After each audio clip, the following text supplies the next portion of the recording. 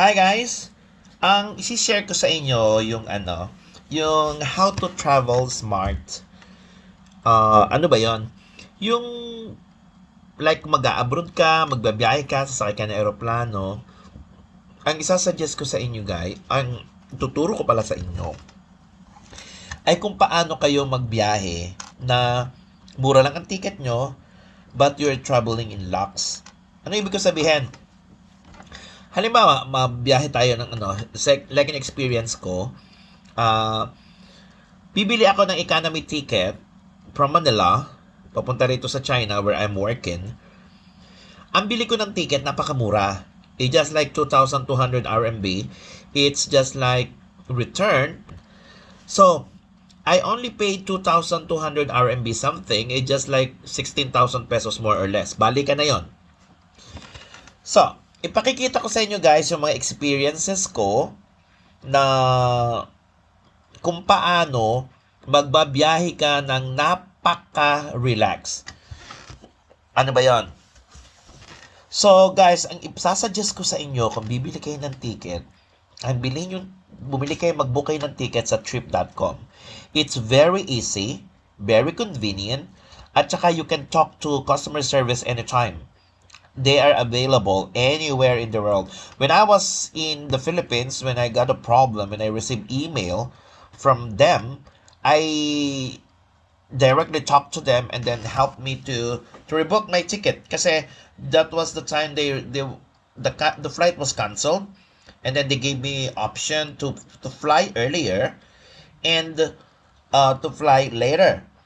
So I decided to fly later because my flight there was Saturday. So nagsasuggest sila sa akin that I'm going to fly Friday, but I decided no, I don't want to leave the Philippines earlier. So I flew Sunday. So that was last week. So guys, pakikita ko sa inyo kung paano magbiyahe na napaka-convenient. So, may nagtatanong sa akin, lagi daw ako nagpa-fly ng business class. No. Just recently, I discover na pag nagbabiyahe ako, I'm flying economy. Cheaper because alam mo naman, unlike before, I was flying business class from here, from Qingdao to Hong Kong, Manila. I was flying Cathay Pacific. I have no question with the Cathay Pacific. The service is superb. Pero ito na experience ko sa inyo guys, maraming makakatulong sa atin.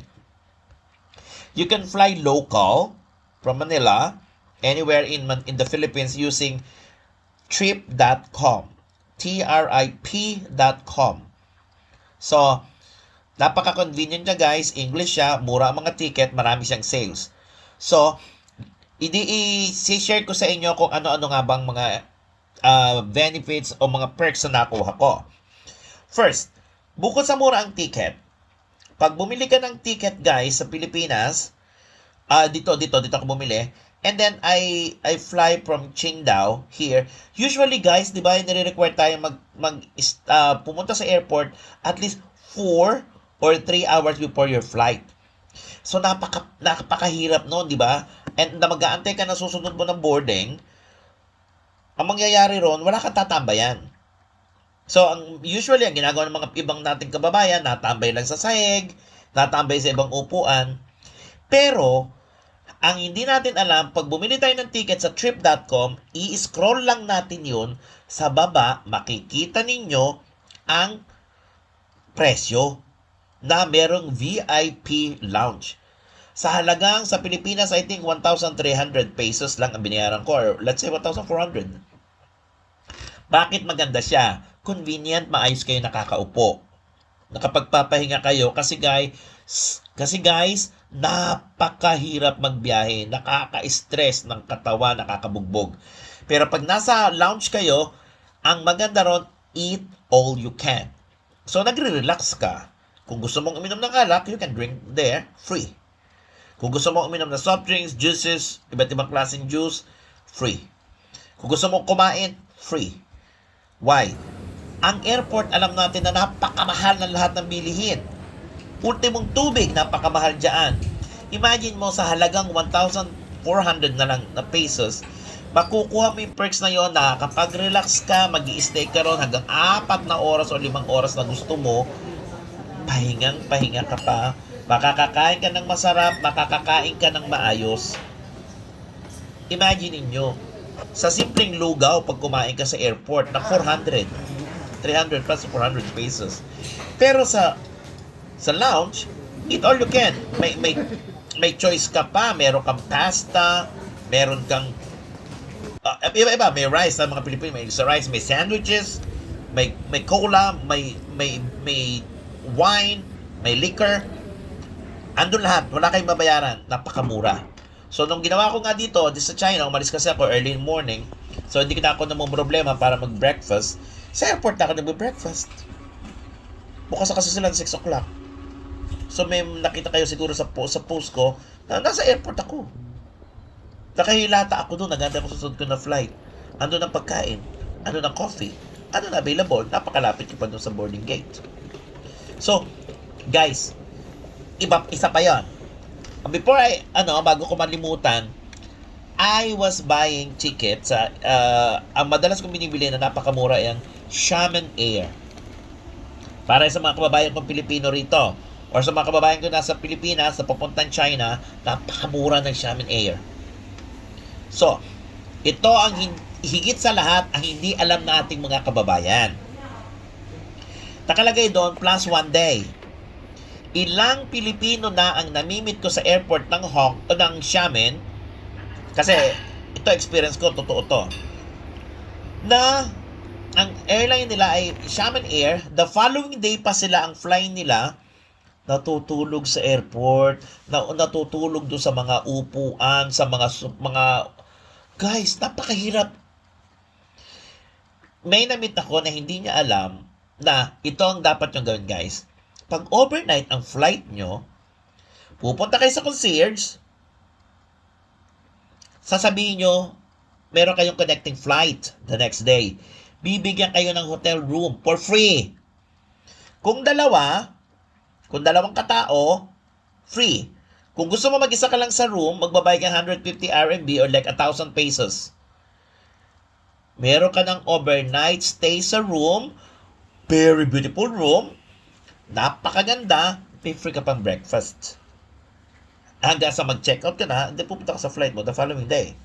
So same thing naman nangyayari sa akin dito, from Qingdao, mag-stay ako overnight sa Xiamen, may overnight stay ako sa hotel, tapos, the following day pa ang flight ko. So maaga ako nag-check out after my breakfast. Like nangyari sa akin, ang flight ko ay 8 o'clock pa na in the evening.